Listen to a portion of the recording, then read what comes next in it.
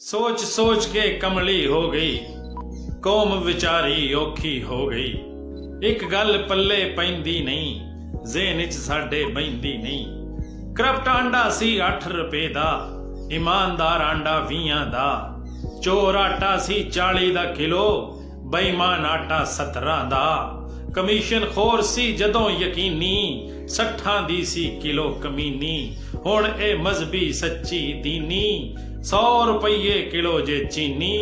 बदउनवान सी जेड़ा सुनो, 120 दा है सी किलो।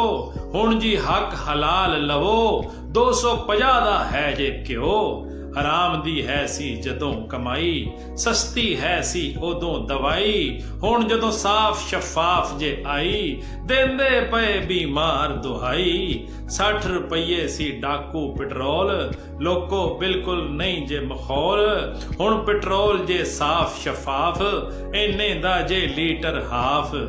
डॉलर जदों सी जांदा बाहर, 100 तो थल्ले है सी यार। हुण जदों रुक गई जे चोरी, 160 दी सीना जोरी। सब्जी पत्ती चौल ते दाल, उन्हां दा भी इहो ही हाल। सोना ते जी हुण बन गया गाल, गैस ते बिजली बिल वबाल। उत्तों एडी बेरोजगारी, कौम दे कोई नहीं वस रुपये।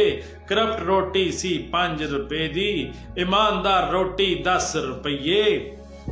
जिथे उठदी बहंदी ए, भुखी कौम ए कहंदी ए। साडे हाथ चों रोटी गई, तब्दीली बड़ी महंगी पई। भुखे पाने देण दुहाई, हाय महंगाई हाय महंगाई।